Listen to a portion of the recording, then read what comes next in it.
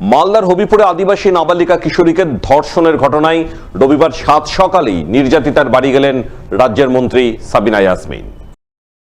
কথা বললেন পরিবারবর্গের সঙ্গে, আশ্বাস দিলেন নির্যাতিতা কিশোরীর পড়াশোনা চালিয়ে যাওয়া সহ তার ভবিষ্যৎ গড়ার জন্য সব ধরনের সাহায্য সহযোগিতার। এরপর মন্ত্রী সাবিনা ইয়াসমিন গোটা ঘটনা সম্পর্কে সংবাদ মাধ্যমের মুখোমুখি হয়ে বলেন, খুব দুঃখজনক ঘটনা ঘটেছে, যা হামেশাই দেশের বিভিন্ন প্রান্তে ঘটছে। তাই এই ধরনের ঘটনা রুখতে কঠোর আইন আনা দরকার। কিন্তু বিজেপি সেই পথে না হেঁটে ঘোলা জলে মাছ ধরার চেষ্টা করছে।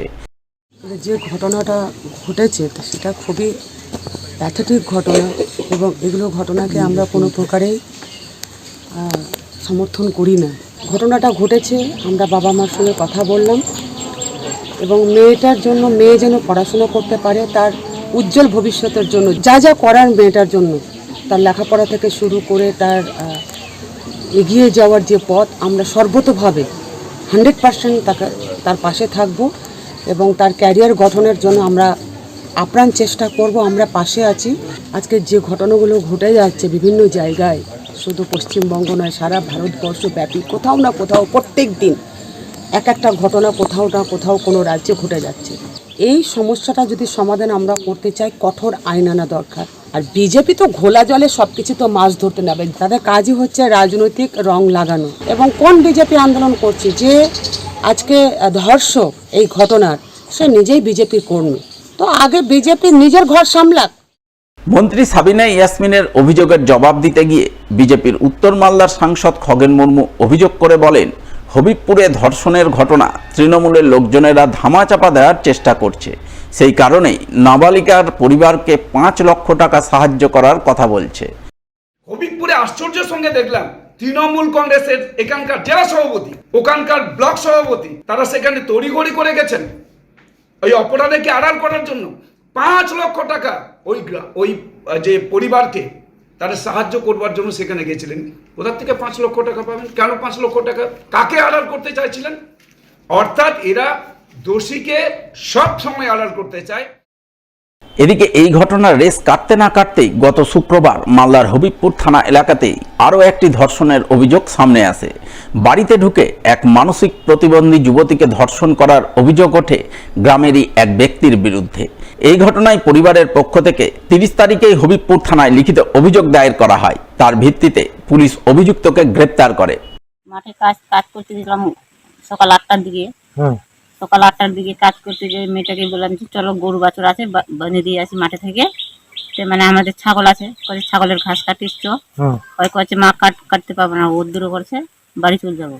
আর বুড়োটা এখানে মানে ঝুড়ি বানায় তো এখানে কমচি সব মাঠে থাকে কিবা করে টোরে তো আমরা চলে যাই। আর মেয়েটা তো বাড়ি চলে আসুক, আসে ঘরের মধ্যে শুয়েছিল, শুয়ে থাকে তখন এই বুড়া দেখছি এখন বাড়িতে কেউ নাই, তখন এই দরজা খুঁজে মেয়েটার কাছে গেছে। খারাপ কাজ করেছে, শাস্তিয়ে চাই। ঘটনায় হবিবপুরের বিজেপি বিধায়ক জয়েল মুর্মু অভিযোগ করে বলেন, গত মাস দুয়েকের মধ্যে হবিবপুর থানা এলাকায় মোট 3টি ধর্ষণের ঘটনা ঘটল। তারা চান পুলিশ প্রতিটি ঘটনায় অভিযুক্তের বিরুদ্ধে কঠোর ব্যবস্থা গ্রহণ করুক, না হলে তারা আন্দোলনে আছেন, আন্দোলনে থাকবেন। আপনারা দেখেছেন 1.5 মাস আগে এরকম মর্মান্তিক ঘটনা ঘটল।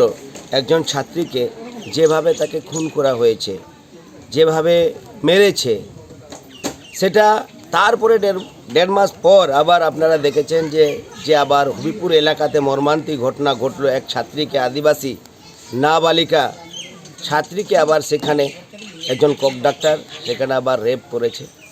আবার একজন মানসিকতা ভারসাম্যহীন একজন আবার তাকেও রেপ করা হলো এই 30 তারিখে। আমি এখান থেকে বার্তা দিতে চাই যে মুখ্যমন্ত্রীর দৃষ্টি আকর্ষণ করছি, তিনি দেখুক যে হবিপুর এলাকাতে এরকম পরপর 3টা ঘটনা ঘটল। আমরা বলতে চাই সাধারণ মানুষজন, এই অভিযুক্তদের কঠোর শাস্তি হোক। যতক্ষণ পর্যন্ত কঠোর শাস্তি হবে না ততক্ষণ পর্যন্ত আমরা আন্দোলনে থাকবো এবং আছি। আরজিকর কাণ্ডের প্রতিবাদে রবিবার 7 সকালে প্রতিবাদে ঝড় উঠল মালদা শহরের বুকে। প্রতিবাদে সামিল হলেন মালদা কলেজ গ্রাউন্ডের প্রাতঃভ্রমণকারী পুরুষ, মহিলা, যুবক, যুবতী সকলেই। তারা Malda college ground morning walker welfare অ্যাসোসিয়েশনের ব্যানারে ধিক্কার মিছিল করলেন মালদা শহরের রাজপথে। সোচ্চার হলেন আরজিকর কাণ্ডে ন্যায় বিচারের দাবিতে।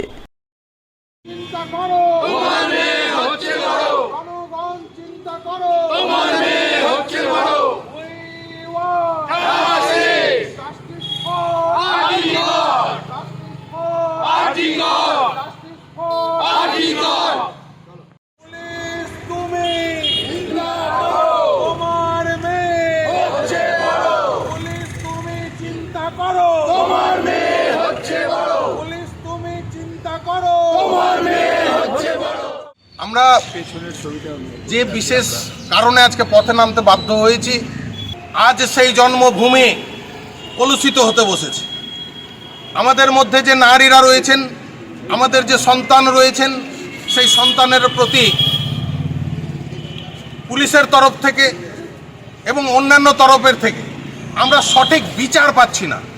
আমরা চাই যে আমাদের আরজি করের যে নারকীয় ঘটনা ঘটলো, তথ্য লোপাট করার জন্য যে সব সময় একটা প্রয়াস, এইগুলো সম্পূর্ণ মানুষের কাছে দিনের আলোর মতো পরিষ্কার হোক এবং দোষীরা শাস্তি পাক।